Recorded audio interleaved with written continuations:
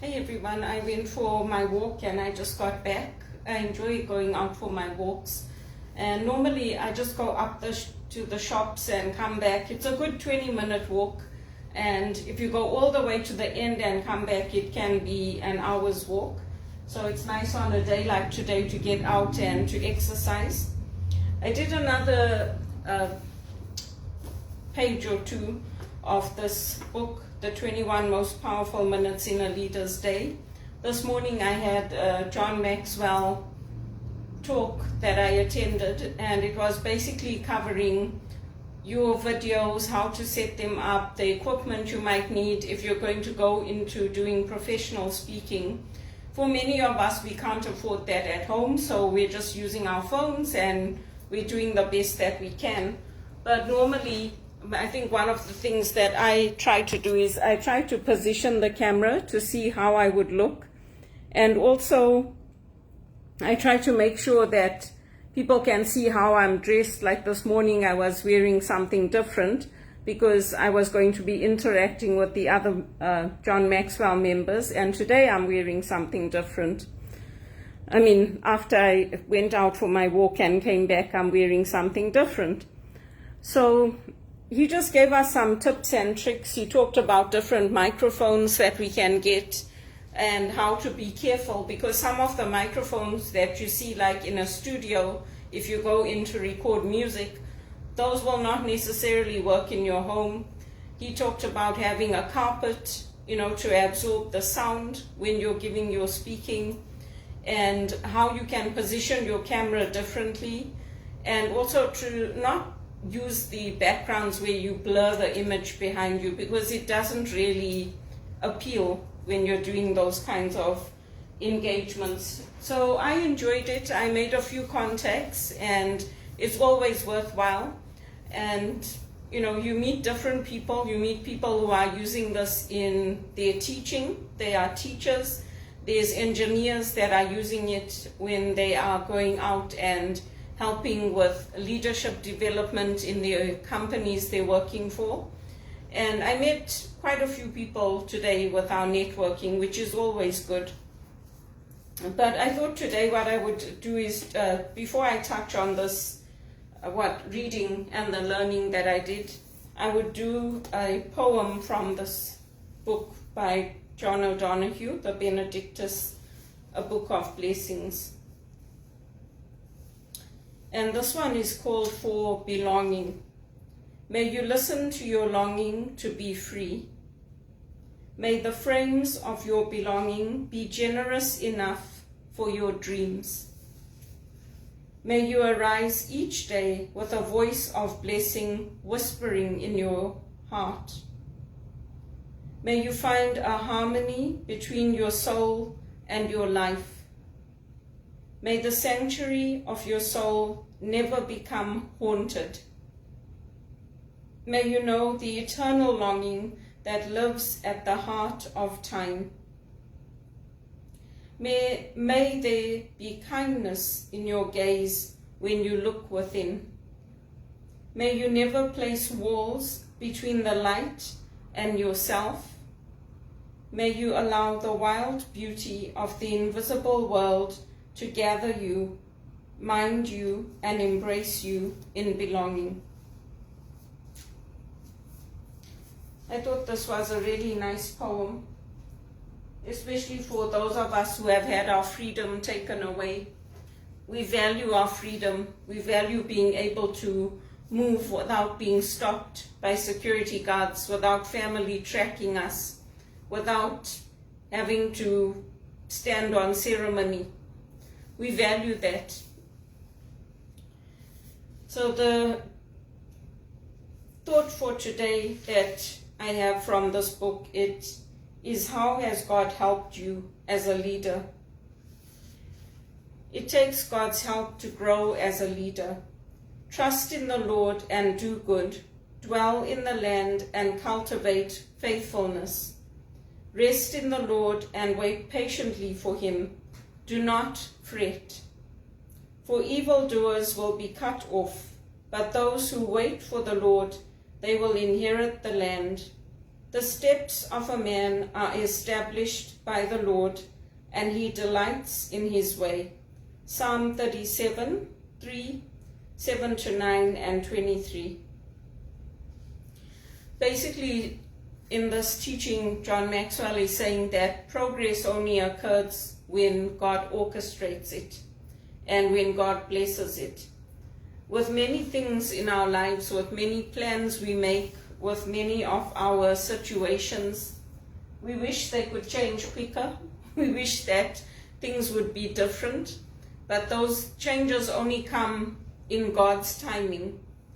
And if you look at how people's lives unfold, if you look at, for example, with me, even my John Maxwell, I didn't have the money to do it. I was paying, what was I paying them? $99 a month for the 3 years that I was taking the courses and going online, getting the books, reading the online courses, joining the calls. For 3 years I did that. And I got to a point where I didn't want to do it. And they said, no, you started it, like just finish it, because it will benefit you and it will benefit the community in the end. So that's how I did it. I paid $99 a month and I completed it, because the program at that time was $3,000 for the full program. And my friend that was in South Africa, Jo Orak, she had recommended it to me. So I did use it in my skills. I did use it in my customer service on the calls. I used it in the community. And it has benefited me, and it has benefited the customers that I dealt with. So in that way, God's timing is what happened for me. If I had had the money, just like with my master's, I would have just taken those 2 years off, done my master's, completed it, and graduated. That would be the ideal thing to do, and to have that time. But I didn't have the time, I didn't have the money. So I did it over 7 years, and I worked and studied. I checked which courses were available at the weekends, which courses were available after hours that I could take. I used to finish work, and then I used to go and do my classes, and then come home, work on my essays, do my readings, then get up, go to work the next morning. And that's how I did it for 7 years when I did my master's in ministry and spirituality. And there's still some courses that I would like to take, but they are not offering them now. And if and when Regis College has them available, then I will take them. But here and there, where I do have the option of joining in online, I do take them. They have adult classes that you can take, which are offered over a semester, and they'll have them either in the evenings or they'll have them in the morning, and you can join in online. So that's what I do with that. And also with God's timing, we can't say when God's timing is going to be. It could work out tomorrow, or it could work out in 10 years' time. It was the same thing when Mandela was in prison. When Robert Mugabe was in prison, there wasn't that much of a movement the way South Africa had the movement for him, because there was pressure coming from Zimbabwe to free him, and there was pressure that started coming from his family, from his wife and his daughters, and then people overseas started getting involved. And through that, they got him released. But if that timing, that 27 years of sitting in that prison alone, isolated, digging the quarries, that stone causes blindness that they used to make them dig. So it's pretty amazing when you think of how they persevered. And Joseph has that story in the Bible, where they put him into prison and they left him there to rot. Just like I would have been taken to Sunnybrook and left there to rot. Oh no, she's there to get well, when I was never sick in the first place.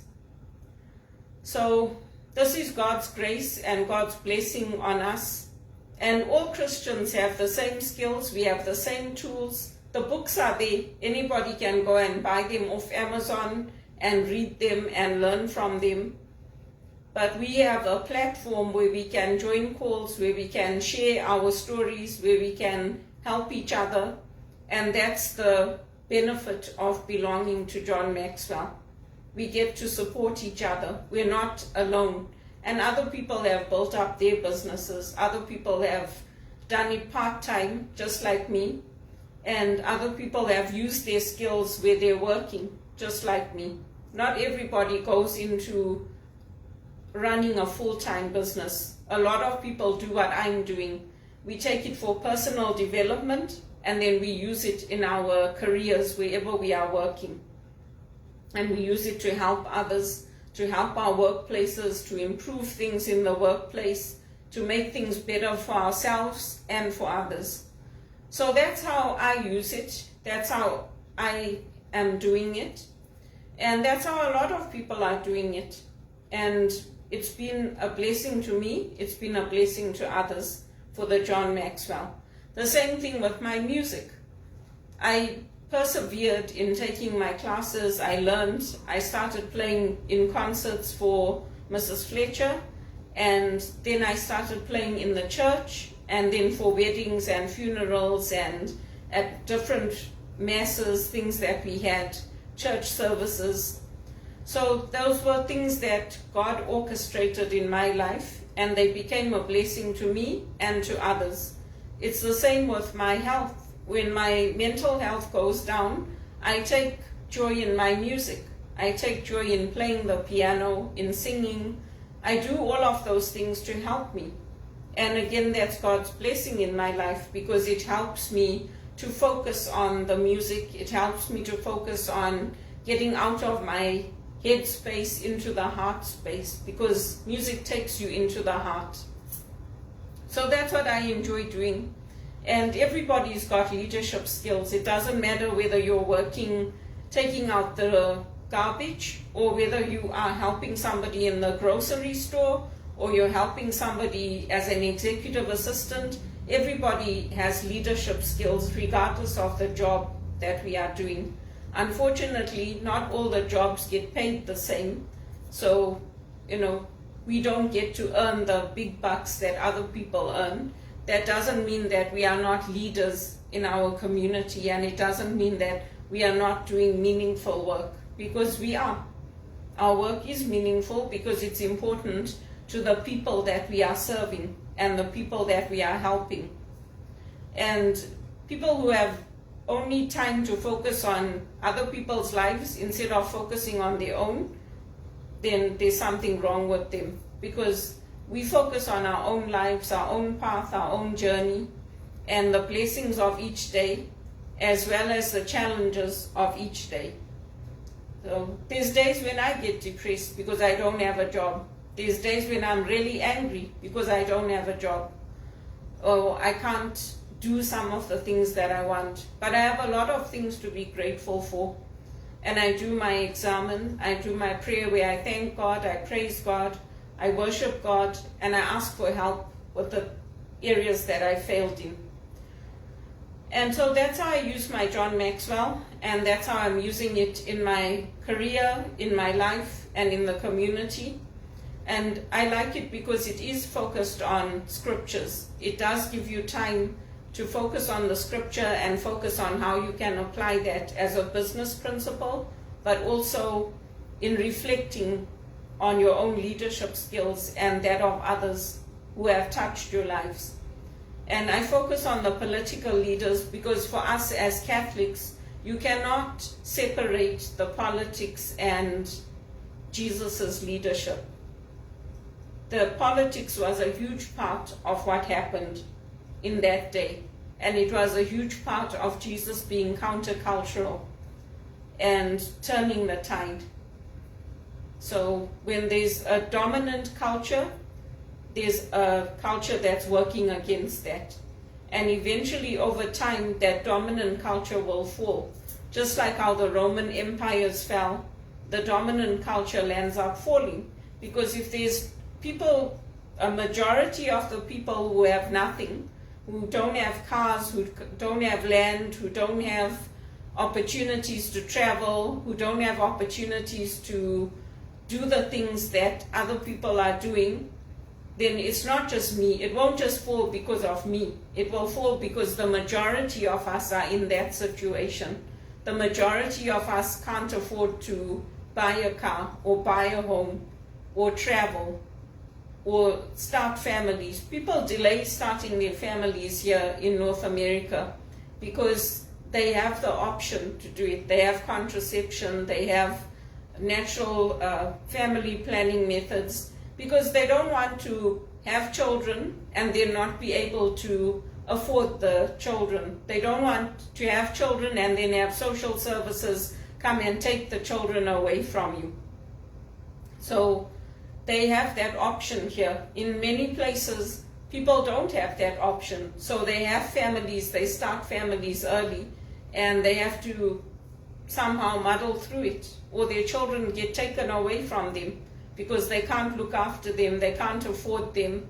So it does happen sometimes. And for me, I don't have children, unfortunately, but I do have nieces. I do have my nieces in England who I love and I'm proud of them. And, you know, maybe I always say, God, why are you taking so long? Like, I need to work. I've also got bills to pay. But at the same time, it's not like I'm just sitting doing nothing. I'm putting out applications every day. When I go for my walk, I always check the windows to see if there's any signs there for jobs advertised. And I keep telling people I'm looking for work. So I have made sure that I have been doing my part. And the rest I can only trust and put in God's hands, because there's nothing else that I can do. So that's what I focused on today, and that poem was very beautiful. I do like to read his work. John O'Donohue is one of my favorite authors, and I'm also reading Federer's book. I read that. I've got 3 books going at the same time, and I read them in between doing all the other stuff that I'm doing, and I keep myself occupied. I keep myself busy, because I don't want to land up being depressed and taking my life or having no hope for the future, because I've come this far. I think that things will change for me, things will get better for me. And if I can go back to England, I would love to do that. That's always been my goal, is to go back to England, because it's different there. They look after people there, not like here. If you here, you'll end up living in a tent, and it's very different over there. We have good transportation over there. The tube is different. The transportation is good. You don't have to get in a car and go somewhere. You can get the train, you can get the tube, the subway, and it's easier to move around and travel around Europe. So that's my goal, and I won't give up on that. But at the same time, I'm here now, and I have to make the most of whatever's available. I use the rooftop pool that we have. I use the gym. I go walking. I do everything I can to keep fit. So let's see what the future brings. And if anyone's interested in John Maxwell or interested in having me as a speaker, please reach out, contact me. I'd be happy to either introduce you to the team if you want to take those courses, or to do some speaking work and some workshops with you.